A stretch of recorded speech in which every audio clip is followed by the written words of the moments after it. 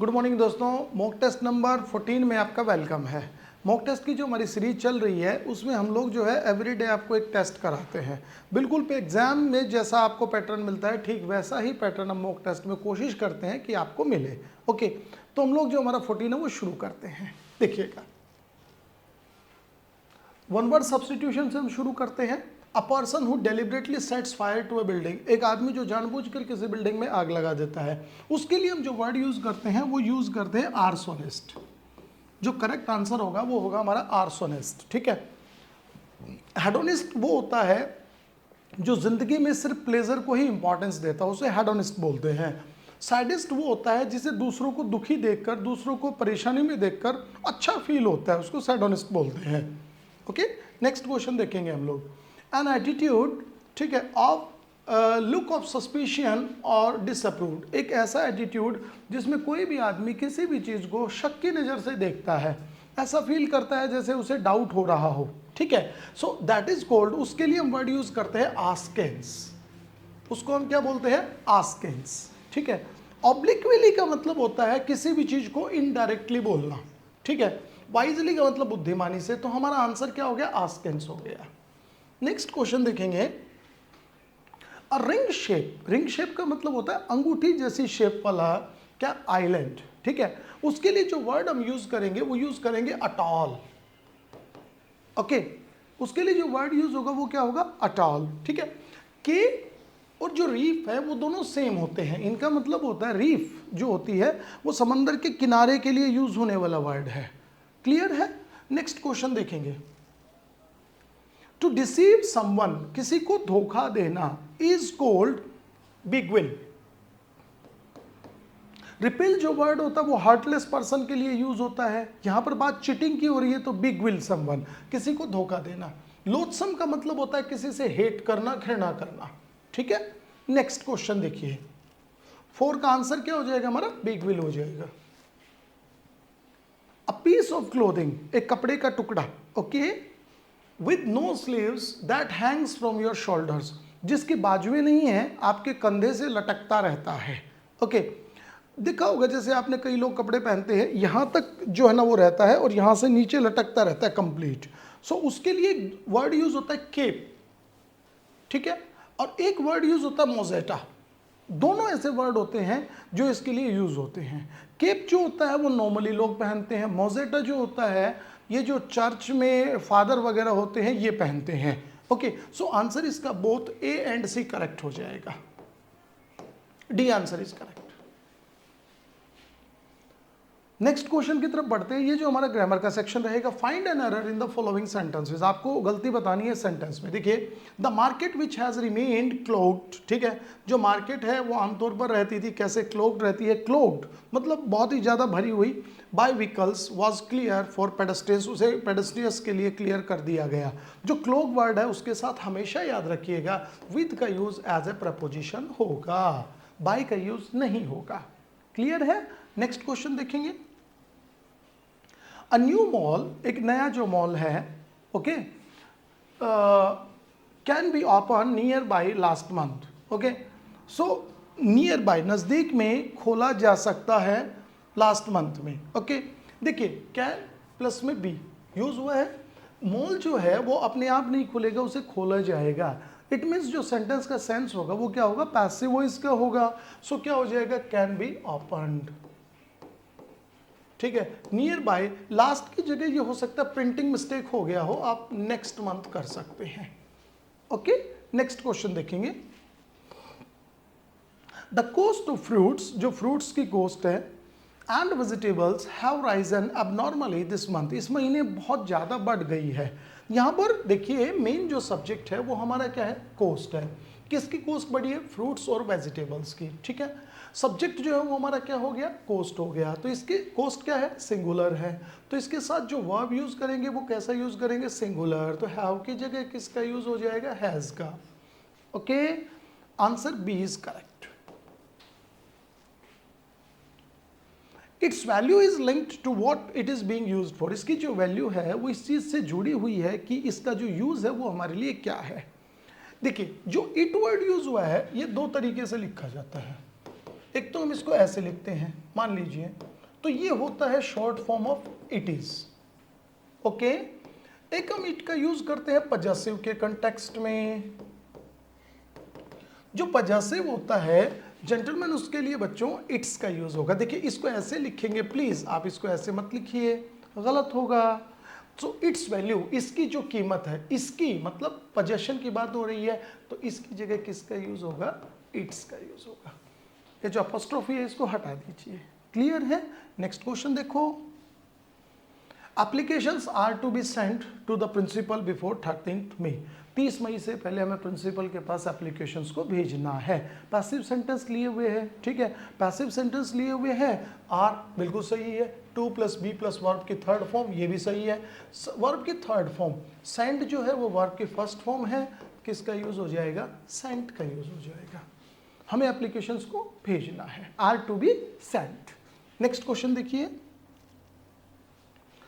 You may left the class when you have completed the test। जब आप test complete कर लें तो आप जो है वो टेस्ट को क्लास को छोड़ सकते हैं। ओके, यू मे लेफ्ट बहुत कॉमन क्वेश्चन है, ये एग्जाम के बिल्कुल टोटली पैटर्न को हम फॉलो करते हुए चल रहे हैं। देखिए यू मे, मी क्या है पहले समझिए, मे क्या है? मॉडल है।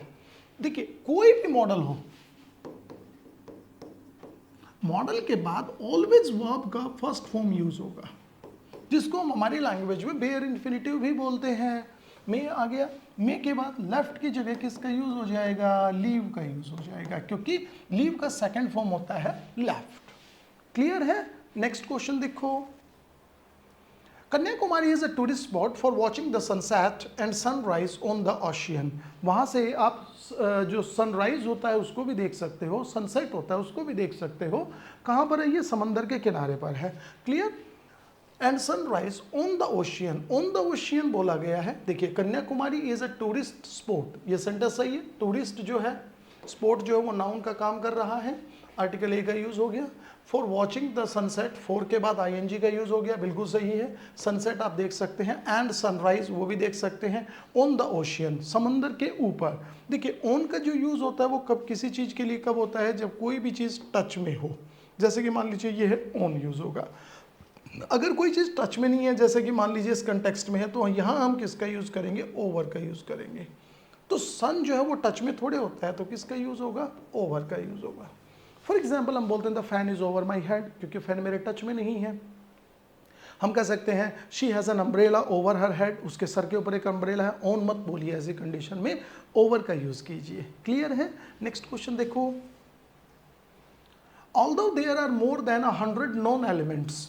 ओके, ऑल्दो बहुत सारे, लगभग 100 एलिमेंट्स हैं ऐसे जिनको हम जानते हैं। They are rarely occur at a pure state, और शायद ही उनमें से कोई अपनी प्योर स्टेट में हो, प्योर स्टेट में हो। ओके, ऑल्दो ठीक है, there are more than 100 known elements. 100 known elements, sentence किससे शुरू हो रहा है? देयर से, वर्ब सब्जेक्ट से पहले आएगा, आर बिल्कुल सही है। 100 नॉन एलिमेंट्स, ये भी सही है, ऐसे एलिमेंट्स जिन्हें हम जानते हैं। They are rarely occur at a pure state, और शायद ही उनमें से कोई हमें प्योर स्टेट में मिले, प्योर स्टेट में मिले। Okay, occur at a pure state, at गलत है, occur in a pure state. किसका यूज होगा? इन का यूज होगा। जैसे कोई चीज किसी कंडीशन में मिलती है, इन का यूज करते हैं, occur in a pure state. Next question देखो,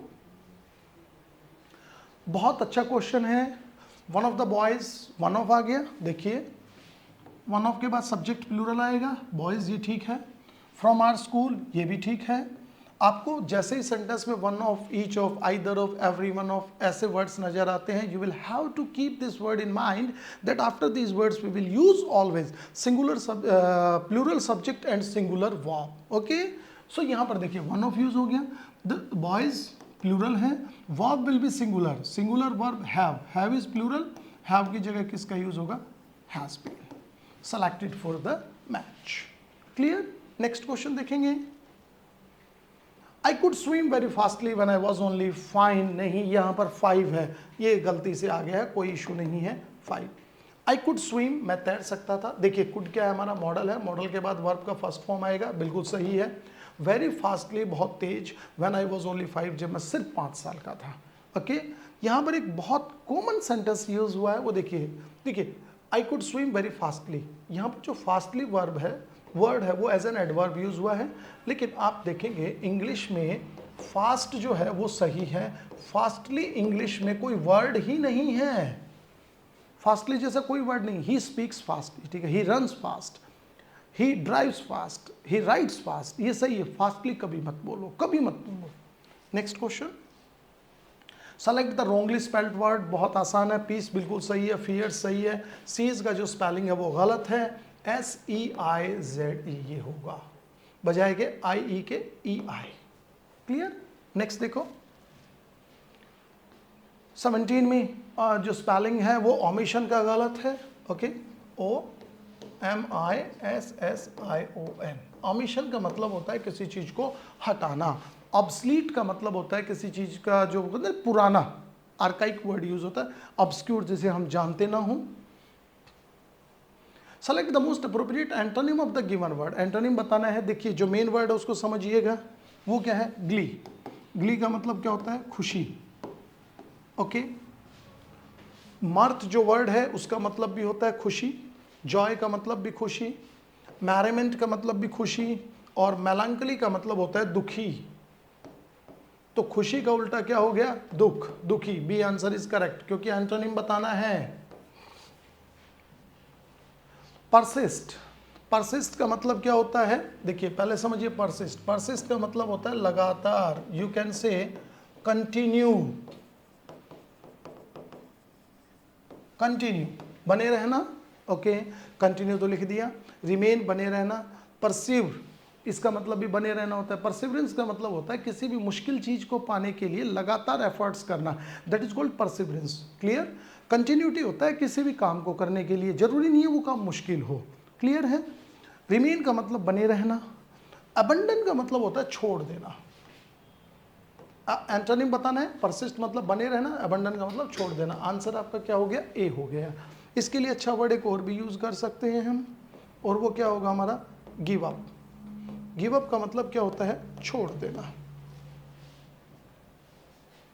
select the most appropriate synonym of the given word, हमें सिनोनिम बताना है। सिनोनिम एक वर्ड लिखा गया प्रीफर्ड, प्रीफर का मतलब होता है पसंद करना। क्लियर। अपलाउड का मतलब प्रशंसा करना। बिकन का मतलब होता है किसी को इशारा करके बुलाना, ओके। फेवर्ड का मतलब होता है किसी का पक्ष लेना, यानी कि जो प्रीफर वर्ड है उसके लिए एग्जैक्ट जो सिनोनिम होगा वो होगा हमारा favoured. C answer is correct. Next question देखेंगे, ओवेशन। ओवेशन का मतलब होता है किसी की प्रशंसा करना, ओके। आपको अगर आप इसमें ऑप्शन देखोगे तो चारों ऑप्शन आपको सही नहीं नजर आएंगे। इसमें जो एक्चुअल आंसर था वो आपका मिस स्पेल्ट हो गया, ओके। ये जो वर्ड है ये आपका आंसर है। पहले ओवेशन का मतलब प्रशंसा करना, अपोलॉजी का मतलब होता है किसी से माफी मांगना, डिक्राई का मतलब किसी की आलोचना करना, लेकिन ओवेशन का सिनोनिम बताना है तो इसका हो जाएगा अप्लाउज।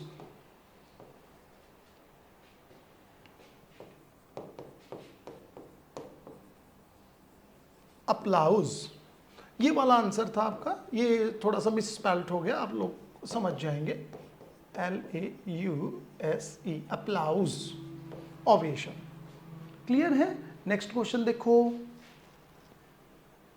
फिल इन द ब्लैंक्स, आपको गैप फिल करना है।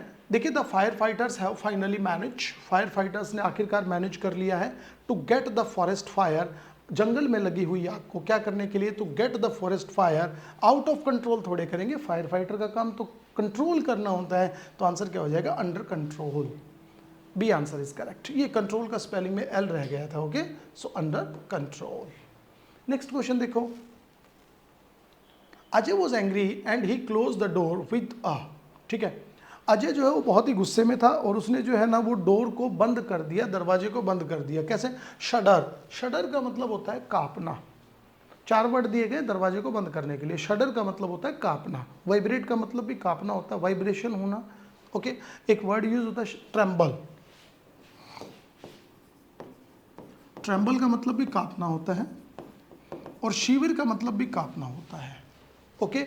ट्रेम्बल का मतलब होता है जब आप डर से कांपते हैं उसके लिए आप ट्रेम्बल यूज करेंगे। He was trembling with fear, डर से कांप रहा था। जब कोई ठंड से कांपता है तो उसके लिए आप शिवरिंग वर्ड यूज करेंगे। ये वर्ड याद रखना है, एसएससी में बहुत आते हैं ये एग्जाम में।